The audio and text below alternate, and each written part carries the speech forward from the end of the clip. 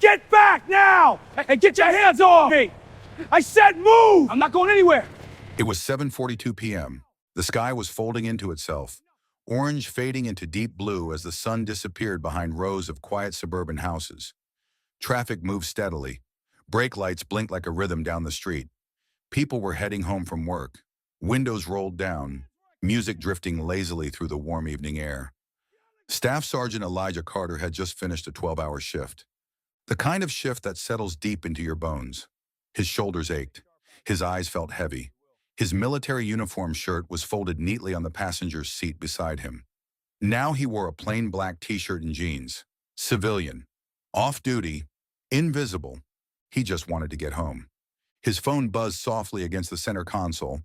A message from his wife. "Dinner's almost ready. Drive safe." He smiled. Then red and blue lights flooded his rearview mirror. At first, he assumed the patrol car was passing. It wasn't. A short chirp of the siren followed, sharp and deliberate. A command. Elijah inhaled slowly, checked his mirrors, and carefully pulled to the side of the road. Engine off. Keys visible on the dashboard. Windows down. Hands placed firmly on the steering wheel. He didn't move. He had been trained for this. The patrol car door opened slowly. A white officer stepped out. Mid-30s. Clean uniform. Polished boots. One hand resting just a little too comfortably near his holster. The officer lingered behind the vehicle longer than necessary. Running the plate. Watching. Assessing. Then he approached. "License and registration." No greeting, no explanation. Elijah kept his voice steady, calm, respectful. "Good evening, officer. May I ask why I was stopped?" The officer didn't answer. Instead, he leaned slightly toward the open window and scanned the interior of the vehicle. Long stare, searching for something, or maybe expecting something. "License and registration?" Elijah nodded slowly. "Of course." His movements were careful, deliberate, wallet out, hands visible at all times. Registration retrieved from the glove compartment without sudden motion. Every action controlled, because he understood how quickly situations could spiral. The officer examined the ID closely. His eyes shifted from the card back to Elijah's face. Then his tone changed. "Step out of the vehicle."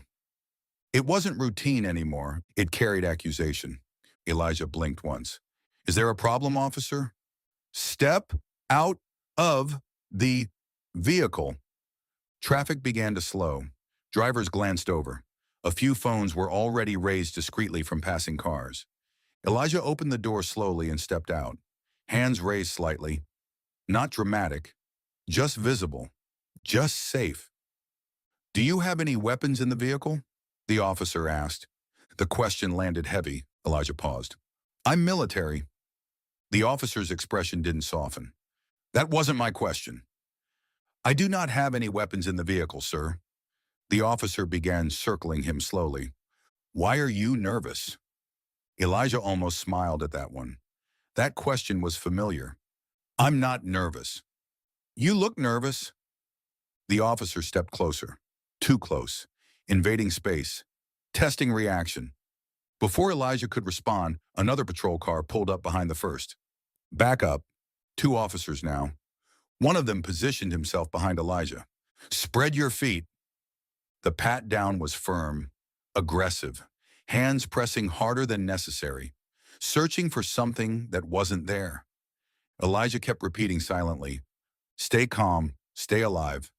The first officer returned to his patrol car with Elijah's ID. Radio chatter crackled in the background. Static, muffled voices, silence. Then something changed. The officer stepped out of his car again, slower this time, different posture, different eyes. "You're active duty?" he asked. "Yes, sir." "What branch?" "United States Army." "What unit?" Elijah answered calmly. The second officer checked something on a mounted tablet in his cruiser. His eyebrows lifted slightly. He leaned toward the first officer and whispered something. A long whisper. The first officer looked back at Elijah, and this time the suspicion was gone, replaced by recognition. "You can relax," the officer said. Elijah didn't move. He had already been relaxed, but now the tension wasn't his. It was theirs. Staff Sergeant Carter, you're assigned to Joint Operations Command? Yes, sir. The word sir came differently now, respectful, measured.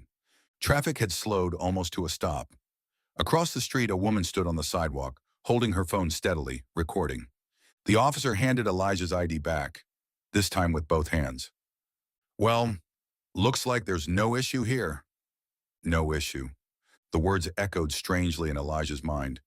Just minutes ago, he had been ordered out of his car, surrounded, searched, questioned, and now, no issue. Elijah looked directly at the officer. Officer, what was the reason for the stop? A pause. We received a report of a suspicious vehicle. What made it suspicious? Silence. The officers exchanged glances. No clear answer came. Finally, you're free to go.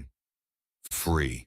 The word felt hollow, because just moments earlier, freedom had felt conditional. The woman with the phone stepped closer once the officers began retreating. I recorded everything, she said quietly. Elijah nodded. Thank you. The officers stiffened slightly at the sound of that, because now this wasn't just a stop, it was documentation.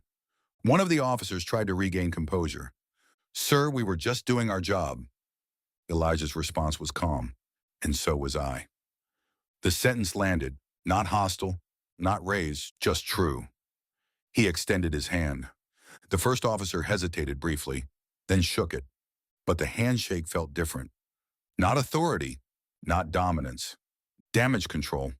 Elijah returned to his vehicle slowly, sat inside, closed the door. Hands rested on the steering wheel again for a moment. He didn't start the engine immediately. He just breathed. When he finally pulled away, the flashing lights were gone. The street looked normal again, like nothing had happened. But something had shifted. When he arrived home, his wife was already outside. She had seen the lights from down the block. You okay? He nodded. I'm fine. And physically he was. But internally there was a weight. Because uniform or not, service didn't shield him from suspicion. Rank didn't prevent escalation. Calmness didn't guarantee fairness. Later that night, he replayed the interaction in his mind. What if he had reached too quickly? What if he had questioned the order louder? What if there had been no witness? What if the system hadn't revealed who he was? Would the posture have changed? Would the tone have softened? How many others never heard "you're free to go" so easily? 3 days later, the department announced an internal review because the footage circulated, clipped, shared, debated. Some defended the officers, saying they were cautious. Others called it profiling. But the deeper question wasn't what happened. It was why it escalated so quickly. Why suspicion came before explanation. Why aggression arrived before dialogue. Elijah didn't go on television. He didn't file a lawsuit. He didn't shout. He released a single statement. Professionalism should not depend on who someone turns out to be. The sentence spread online because it wasn't angry. It wasn't dramatic. It was simple and true. Moments like these hinge on seconds, on tone, on assumption, on fear, and sometimes on identity. But justice should never be reactive. It should be consistent, because every traffic stop is someone's father, someone's daughter, someone driving home to dinner, and every badge carries power. The question is, how is that power used when no one important is watching? And how many people have to prove who they are before they're treated like who they are? If this story made you think, stay with us, because sometimes the most dangerous moments start with flashing lights in the rearview mirror.